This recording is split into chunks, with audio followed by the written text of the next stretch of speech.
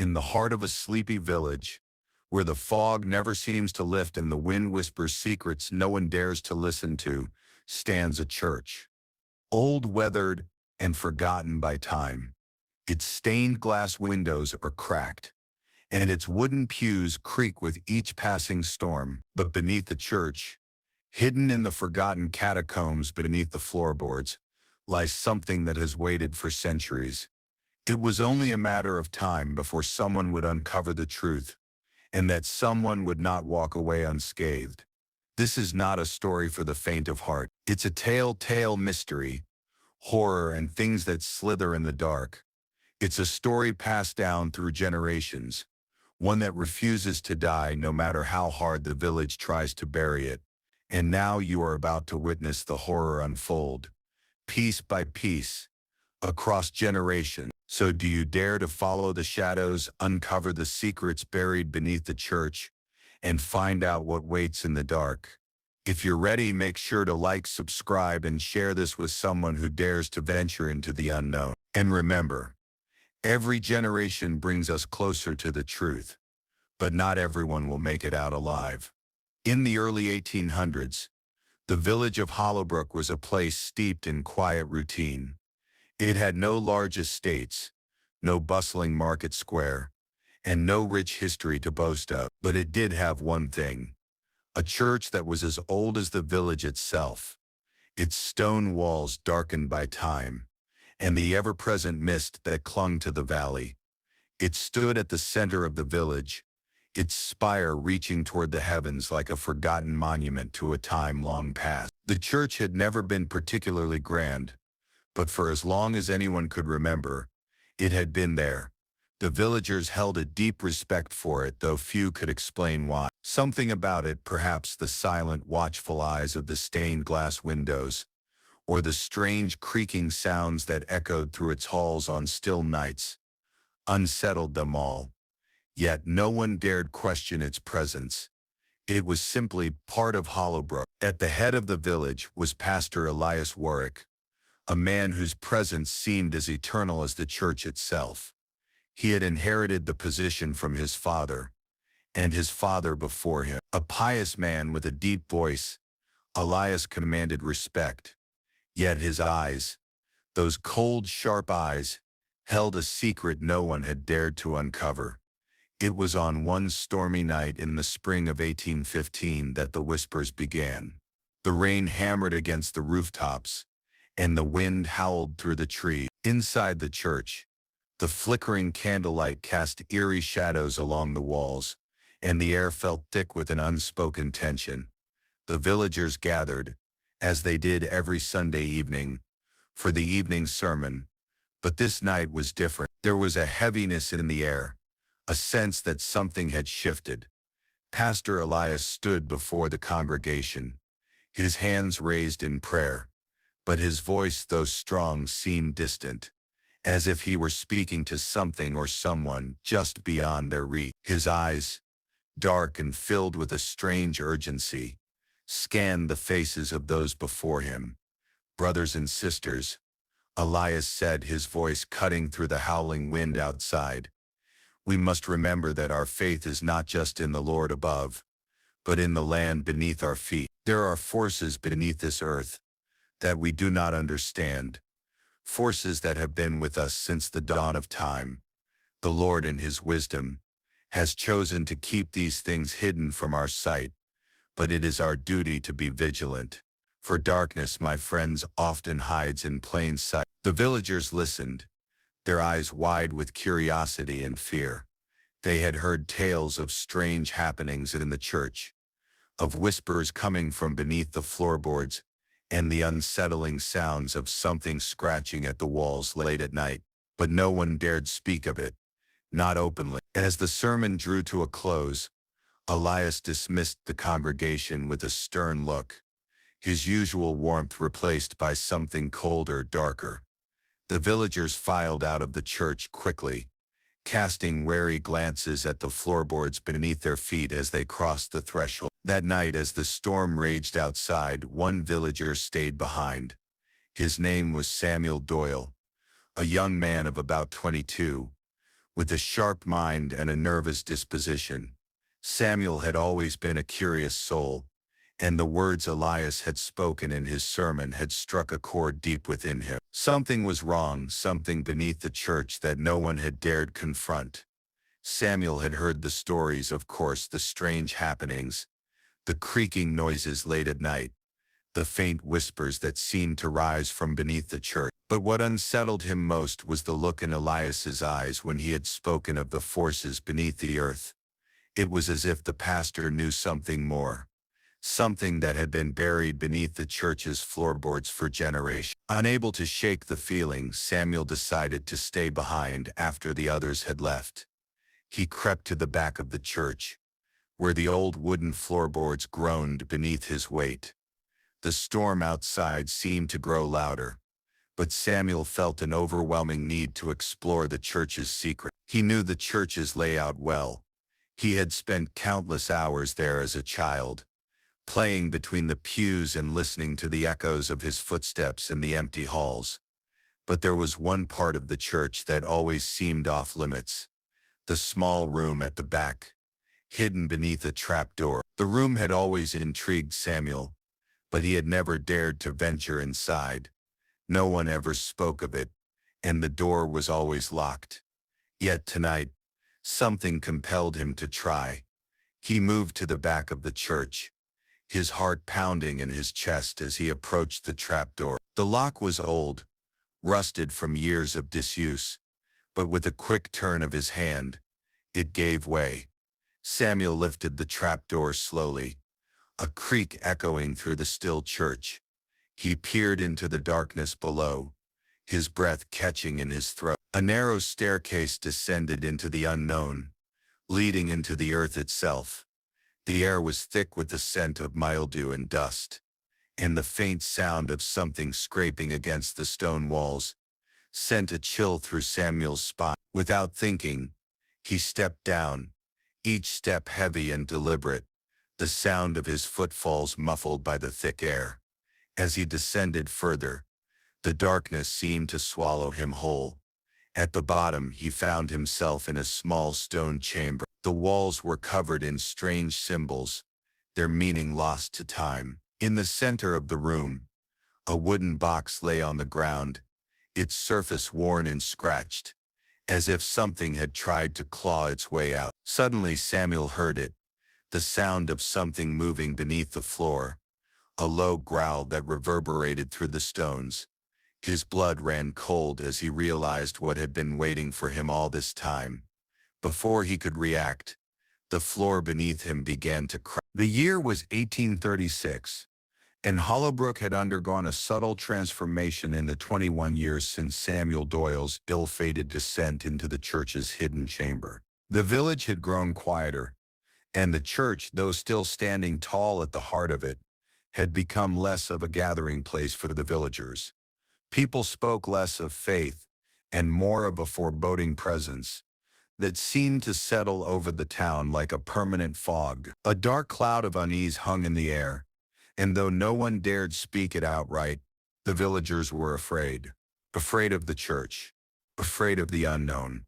Samuel Doyle had vanished that fateful night, never to be seen again. His name became nothing more than a whispered warning, a cautionary tale for those brave enough to linger too long in the church after dark. Over the years, the mystery surrounding his disappearance festered, and soon the church was spoken of only in hushed tones, as if by acknowledging its existence too loudly, one might invoke the very darkness that lay beneath its floorboards.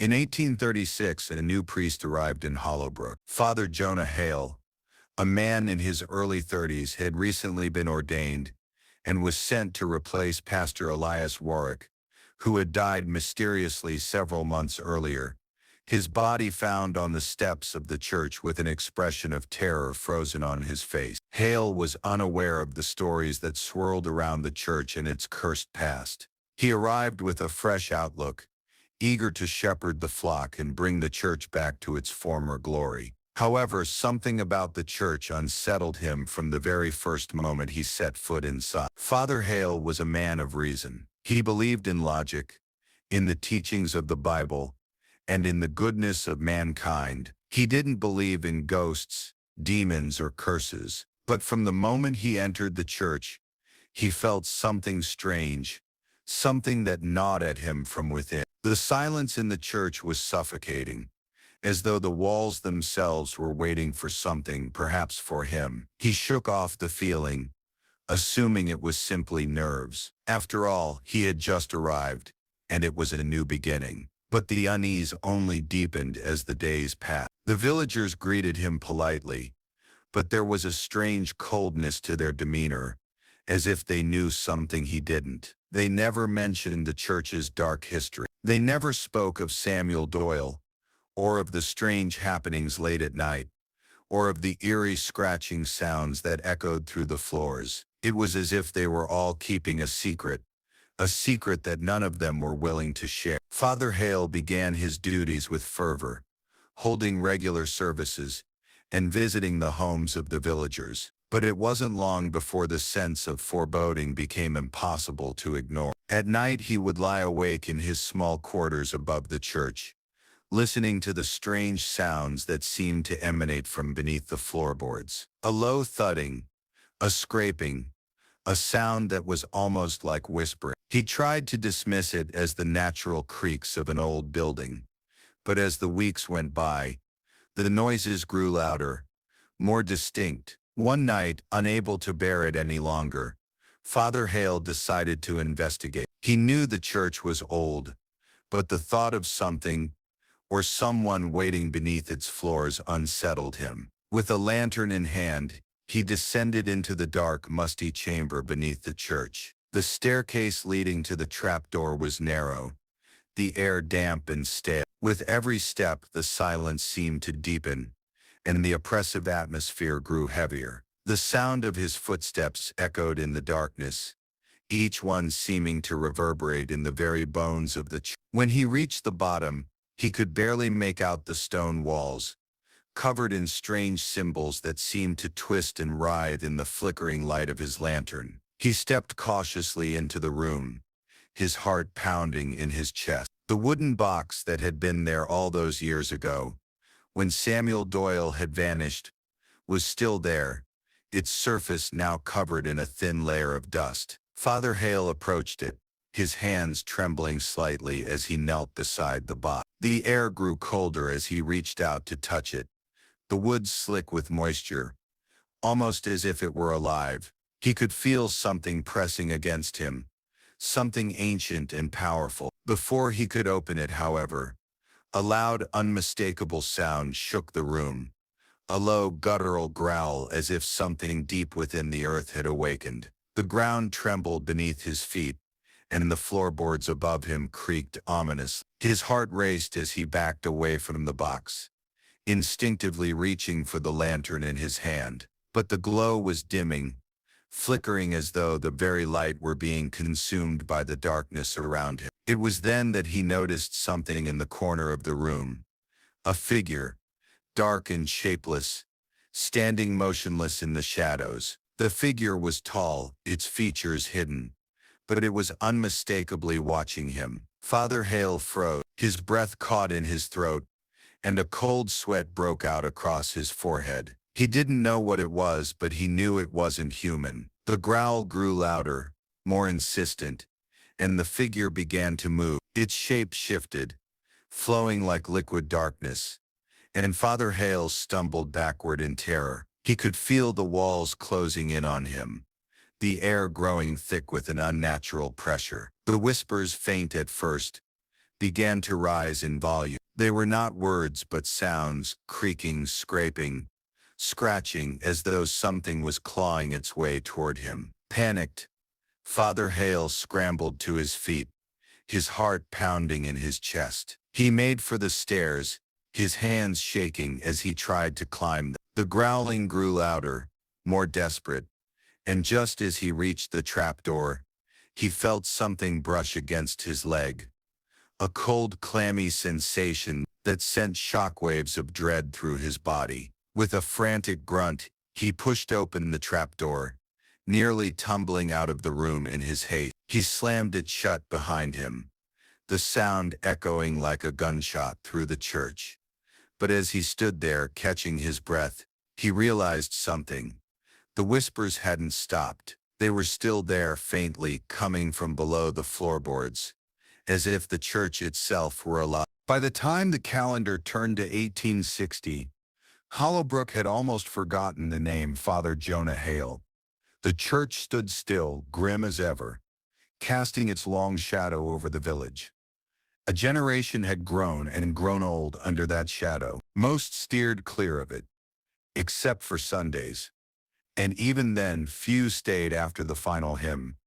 The villagers spoke little of the building, only in warnings passed down through tightly clenched teeth. Whispers of disappearances, unnatural noises, and cursed bloodlines had begun to take root. In a crumbling cottage on the edge of the village lived Annabeth Hale, granddaughter of Jonah Hale. She was 17, fiercely independent and unusually curious. Her dark hair often fell over her eyes as she buried herself in the worn books left behind by her grandfather. Her parents both gone now, her father claimed by a mind collapse. Her mother by fever, had said little of her grandfather. But Annabeth had found his journals hidden in a false compartment beneath a floorboard in their attic. Pages yellowed with age, ink smudged from frantic fingers. The entries grew more erratic the deeper she read. He'd written of something alive below the church, of a presence older than the building itself, of eyes in the dark watching. What haunted her most was the final entry. It knows my name now. I am no longer the observer. I am the God have mercy. Annabeth had read that sentence 100 times, and now she couldn't stay away. One moonless night, driven by obsession or perhaps something darker, Annabeth left her cottage, lantern in hand. The village lay silent under a sky of thick clouds. No crickets chirped, no breeze blew. Even the owls were absent. It was as if nature itself knew what lay ahead and chose silence over involvement. The church loomed before her, half swallowed in mist. The once brilliant stained glass windows were coated in grime. The crucifix atop its steeple cracked and crooked. She paused, fingers gripping the rusted iron handle on the door. A cold draft kissed her skin as she pushed it open. The air inside was staler than any tomb. She stepped inside, her boots echoing through the nave. Pews stood like rows of broken teeth. Cobwebs danced in the dim orange light of her lantern. The scent of mildew and something metallic, perhaps blood, clung to the air. The trapdoor was just as Jonah Hale had described it. Back of the altar, beneath a faded rug that looked out of place, too new for a building so old. She dragged it aside and found the iron-ringed door embedded in the wood. Her heart thundered. Her palms were damp. She hesitated only a moment before pulling. The trapdoor moaned open. Cold air rushed out, carrying with it a scent that turned her stomach. Earthy rot and something unnatural. She descended. The stone steps curved downward in a spiral. Each step took her further from the world of the living. Her lantern flickered. Her breath grew shallower. On the walls she saw them, the same symbols from her grandfather's journal, the ones he'd never deciphered. They seemed to shimmer faintly, pulsing like veins under skin. At the bottom, the chamber opened, and there it was, the box, exactly as described, but different now. The wood was splitting down the center, a fine crack revealing blackness within. Around it, deep gouges scraped into the floor, as if from claws huge, curved, desperate. She took a cautious step forward. Something dripped from above. She glanced up.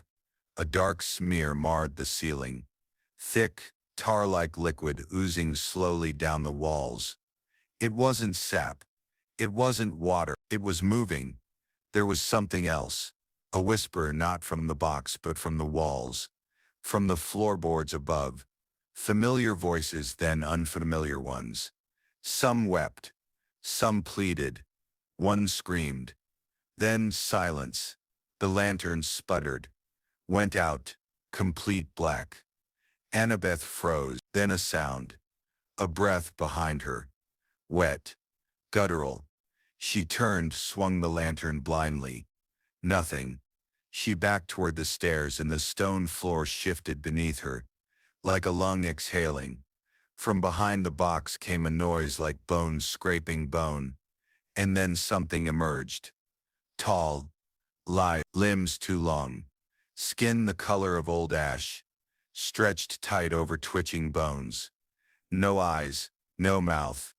But it looked at her. And then it spoke. Not aloud. Not through lips. But inside her. You carry his name. Jonah Hale. Her body locked. Her lungs refused to expand. Her legs shook. The thing tilted its head. Names echo. Names linger. Names open doors. It stepped forward silent as a spider. Annabeth turned and fled. Up the steps. Through the trapdoor. She didn't look back. She didn't need to. It was behind her.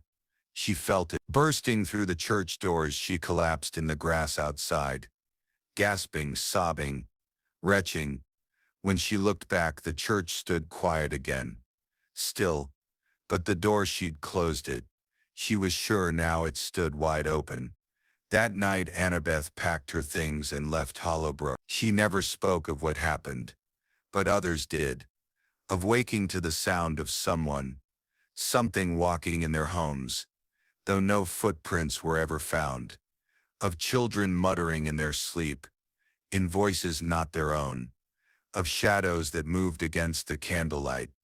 And worst of all, the scratching sounds under the floorboards were getting louder. It was 1895, and Hollowbrook had begun to rot from the inside. The town that once drew merchants, craftsmen, and settlers now stood like a corpse dressed for a funeral, presentable on the outside, but riddled with decay. The church, forever the heart of its darkness, was abandoned. Officially, the diocese claimed structural compromise.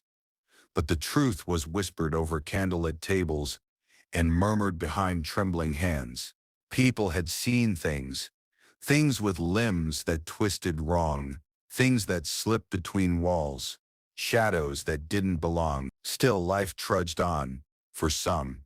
And for Elias Granger, it had just begun. Elias was a man born in the wrong century. A professor of folklore and anthropology. Freshly returned from Eastern Europe, he had a taste for the arcane and obscure. When a dusty letter from an anonymous sender arrived at his Cambridge office, stamped Hollowbrook, England, with nothing but the words, "Something waits beneath the church floorboards." Hale was right. Elias was on the next train. He arrived under a slate-gray sky, suitcase in one hand, journal in the other. His boots struck the gravel with certainty, and yet he felt it at once, the pull, like gravity. The villagers watched him, silent, eyes clouded by generations of fear. No one offered greetings, no one asked his business. The inn was shuttered. He slept in an abandoned house. Cracked windows, wind howling through the rafters. On his second day he found the library, or what was left of it. In the back room, behind a crumbling shelf, he found it, the Hale journal. Not just Jonah's, but added entries, different hands, different ink, each written years apart. It was a lineage and a warning, one phrase repeated in every volume. Do not speak its name, do not bleed upon the box, do not listen. Elias didn't believe in curses, but he believed in consistency. And the pattern chilled him. He walked to the church on the third night. It still stood, towering, silent. The front door opened, with a groan. Dust clouds blooming around his boots. Moonlight barely touched the pew. His candlelight reached further. And there it was, the altar, the altar, the rug, the trapdoor, exactly as described. He knelt, hands trembling despite himself, and opened it. Cold air rose like breath. He descended the stone stairs, each step more reluctant than the last. The walls still bore the symbols, blackened, like veins of coal. The box sat at the center, unchanged, though now it seemed withered, like it had fed, and now slumbered. He circled it, his candle sputtering. Suddenly the stone beneath his feet groaned, then cracked. His candle blew out. Darkness swallowed him. From it came a voice, unlike anything he'd heard, wet and low, like meat dragged across glass. The words didn't register through his ears, but inside his mind. You are not Hale, but you wear his scent. Elias stumbled backward, fingers searching blindly. A sharp pain bloomed in his hand. He'd cut it on the edge of the cracked stone, blood dripping silently onto the floor. And then the box shuddered. One slow, heaving breath. It opened, but nothing emerged. Not at first, just sound, screaming. Hundreds of voices, men, women, children, all crying out in agony, overlapping, until they became one endless shriek. The walls pulsed with it. The air tasted of ash. Elias turned and fled up the stairs. He reached the nave, but the church was not the same. The windows no longer let in moonlight. They showed only blackness, like the night itself had been stripped away. The floorboards beneath his feet bulged and warped, shapes moving beneath them, pressing up, as if something beneath longed to be above. He bolted into the village, blood trailing from his finger. Doors slammed shut as he passed. Curtains twitched. No one helped. No one wanted to see. That night, Elias locked himself in the abandoned house. He scrawled feverishly into his journal, hands trembling, trying to document what he saw, what he heard. Then came the whisper, not outside, not at the door, but in his ear. He turned, no one there. He didn't sleep. He sat in the corner, dagger in hand, muttering verses he barely remembered. The whispering continued, until dawn, then silence. When the townspeople crept in the next day, they found him still there, eyes wide open, mouth sewn shut, with his own hair. He was alive, but mad. They institutionalized him in a facility 20 miles away. He never spoke again. The journal was locked in the church cellar by a fearful elder, thrown into a rusted cabinet behind the altar. The trapdoor was chained shut twice, but that night, every villager heard it, the tapping, beneath their floors, in their walls, a slow, patient rhythm, tap, tap, tap, like fingers. 1923 brought no peace to Hollowbrook. The world outside had changed. Wars fought, empires risen and fallen. But time in the village had grown brittle, stale and sickly. Most outsiders had forgotten it existed, left off maps and train schedules. Its roads overgrown. The few who lived there kept to themselves. A generational silence had calcified over the town like bone. And beneath it all the church stood, not ruined, not gone, just waiting. The villagers knew better than to go near it now, but Evelyn Granger didn't.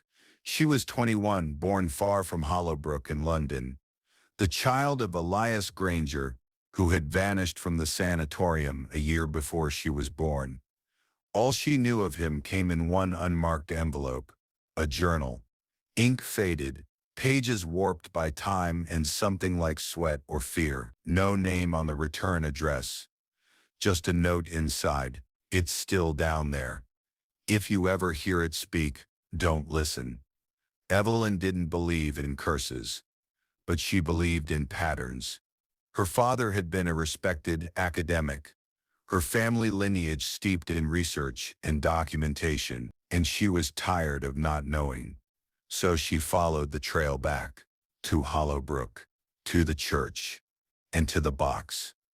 The village was almost abandoned now, 6 houses occupied, 12 residents, all elderly, all unwilling to talk. When Evelyn knocked, they stared at her with white-ringed eyes, like they'd already attended her funeral. She settled in the only habitable cottage, just outside town. The fireplace groaned when lit.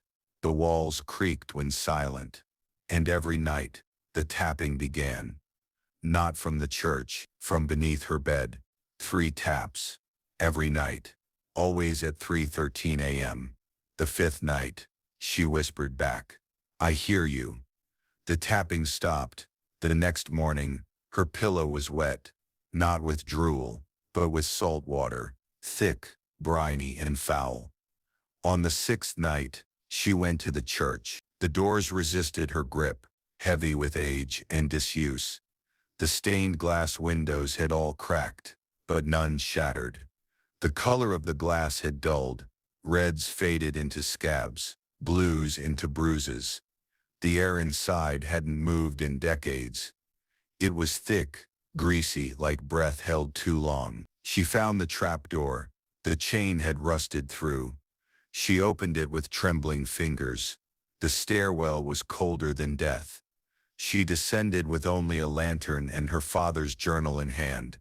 The symbols still decorated the walls, now deeper, etched with such precision, they seemed fresh, like the stone had bled them overnight. The chamber opened like a mouth, and the box waited, unchanged, unopened. But Evelyn saw something different.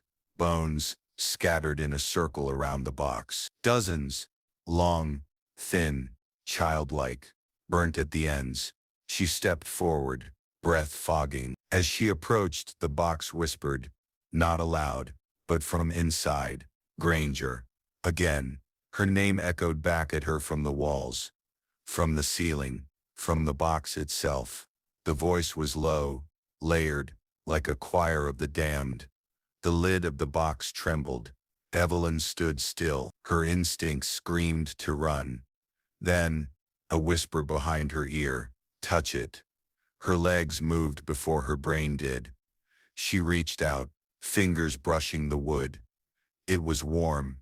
It beat like a heart. Suddenly, pain, searing. Her hand recoiled, blistered. Skin bubbled with burn marks in the shape of the same symbols carved on the walls. Then the floor rippled. A shape rose behind the box, not fully seen, only felt. It had no face, no body, just weight, darkness with dimension. It breathed, and her candle flickered violently. Evelyn dropped the journal. The voice returned. "You carry his blood. Your silence will not save you." She backed away, nearly stumbling into a pool of something thick and black oozing from the wall. It hissed at her touch. The thing behind the box moved. No steps, no sound, just a shift, like the room had noticed her existence for the first time. The symbols on the walls began to glow. She screamed, ran, up the stairs, out into the church nave, but it followed. The air grew heavy. The lantern extinguished. From the trapdoor below, hands reached, many hands, pale and clawed, scrabbling at the stone. She kicked the trapdoor shut, slamming it hard, and the hands disappeared. But one stayed behind, twisting, black, with 7 fingers. It waved at her. She screamed again and ran into the village. A door opened for her. The old woman known only as Mother Hensley. She dragged Evelyn inside, dumped salt in a circle around her, and whispered prayers in a language no longer spoken. "I told you, they all told you. It remembers blood, and it waits." Evelyn wept, her hand blistered, her mind reeling. Later that night, when sleep finally came, she dreamed of a coffin that breathed, of a voice beneath the floorboards whispering her name through the mouth of a baby. When she woke, she was no longer alone. The journal she'd dropped in the church sat beside her bed, its pages rewritten, the ink still wet, and on the first page, one line stood bold in crimson.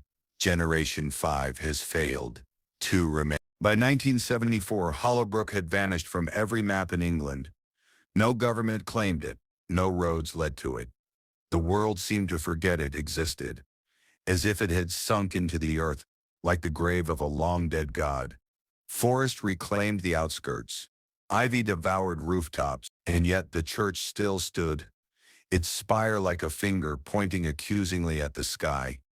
The few villagers left had grown twisted by silence. They didn't speak. They barely moved. They simply existed, like the husks of people whose minds had been hollowed by what they'd seen or heard. But then someone returned.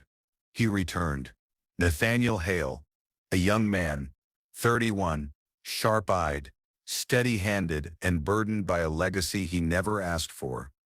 He was the great-great-grandson of Father Jonah Hale, the man who had first found the body. Raised far from Hollowbrook in a family that refused to speak the name, Nathaniel only learned of his cursed bloodline when he found a box of journals beneath his dying grandfather's bed. Each entry was worse than the last, each filled with whispers, warnings, symbols drawn in shaking hands, and in every one, the same refrain: "It is not buried, it is not dead, it waits beneath the church floorboards." He should have run. Instead, he returned. The roads were gone. He walked through forest and bramble. Thorns tore at his skin. Crows followed him like omens. It rained the moment he crossed the threshold into Hollowbrook. Icy thin like the sky wanted him washed away. He found Evelyn Granger's cottage, abandoned. Her journal sat on the table, untouched for years, pages now brittle. But her final words hit like a scream. "If you are Hale, it already knows you. And it wants you to listen." He stared at the words for a long time. Then he went to the church. The building greeted him like a mausoleum. He stepped inside. The air was alive. It buzzed just slightly, like a low hum in the bones. The pews had rotted. The windows had bled their color. Beneath the altar the rug was gone. The trapdoor stood bare, the iron ring gleaming unnaturally, untouched by rust. It opened easily. The stairs were slick with something thick and dark. Moss, mold, or something else. He descended, and it felt like descending into a heartbeat. At the bottom, the chamber was different now, larger, deeper. The walls had grown outward as if the thing below had fed and now needed more room. Symbols once etched into stone now pulsed with dim red light, glowing like coals. And there it was, the box. But now it was open, empty. 1,000 questions froze on his lips. Then the voice spoke. Not a whisper, not a scream, just truth. "You are the last Hale. The gate was made from your blood. The lock was always inside you." Nathaniel backed away. His knees buckled. Shadows moved across the chamber. Long-limbed, eyeless, crawling on ceilings and walls. Not creatures, not human. Things that had never been born and would never die. They watched. They waited. One reached forward. Its fingers, cold as stone, brushed his chest. "The seal weakens. The world above has forgotten. But we have not." Nathaniel screamed, but it wasn't his voice. It was Jonah's, and Elias's, and Evelyn. 100 generations screamed from his mouth. He collapsed, convulsing. Images flared in his mind. Fire in the pulpit, infants with blackened eyes, worms burrowing through the mouths of priests, a man in robes carving his own name into the altar with his teeth. He awoke in the church nave. Hours later, it was morning. He staggered outside into the light and saw them, villagers, dozens of them. But they weren't old. They weren't living. They stood still, heads cocked, mouths sewn shut with twine, watching. Nathaniel ran. He reached the forest, but the trees had moved. Paths twisted back onto themselves. Birds screamed like children. Time bent. Light folded inward. Eventually, he made it to a road. He found a car, drove, never looked back. He told himself it was over, that it was just a dream, until the night he woke up in his London apartment to find the rug beneath his bed soaked through, not with water, with salt, and when he pulled it up, there it was, a trapdoor, iron ring and all. The year is 2025. No maps show Hollowbrook. No GPS pin can find it. No local in England will admit it ever existed. It's as if the land itself has tried to erase its own wound, but the wound festers still, pulsing beneath the scar of time. But the door was never truly closed. In the city of Bristol, Mara Hale stood staring at the floor of her apartment. She was 28, freelance cryptologist, skeptic. She never knew her lineage. Her father, Nathaniel Hale, had gone mad when she was 10, committed after carving at weights beneath into his arms. With the claw end of a hammer, he vanished from the asylum 2 years later, never found. Mara had long forgotten Hollowbrook, until a letter arrived, no return address. Inside, her father's photograph, half burned. The back simply said, "It's in you now." That night she dreamt of stone corridors and screams stitched together with thread. She woke choking on seawater. When she ripped up the carpet in her flat, she found it. The trapdoor. It shouldn't be there. Couldn't. But it was. And from it came a sound she couldn't unhear. Scratching. She fled the apartment. She tried checking into a hotel.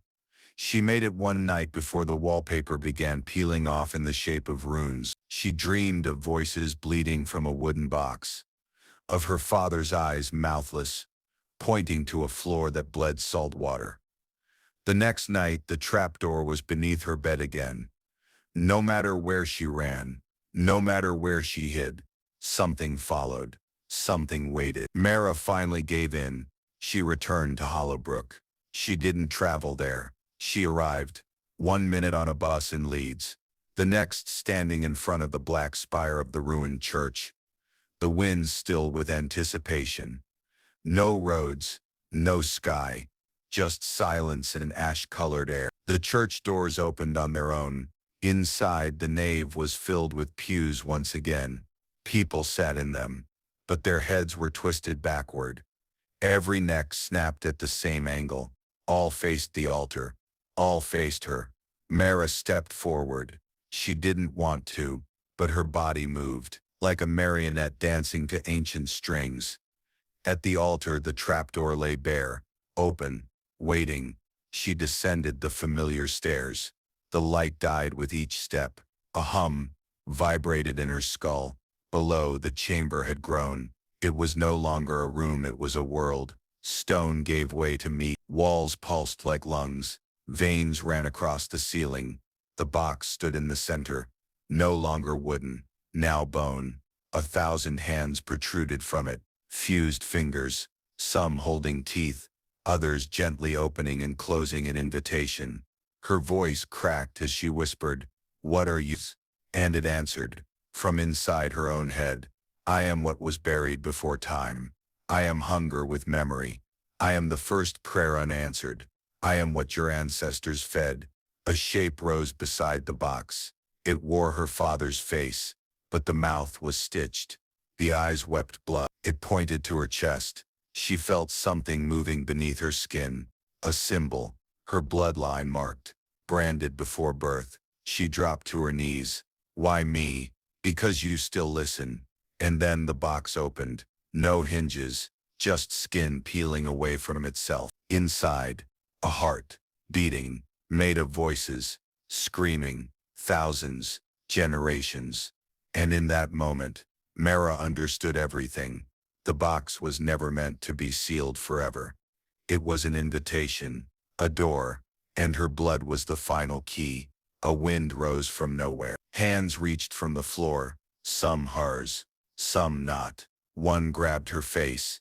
She screamed, and the chamber answered back with 1,000 more.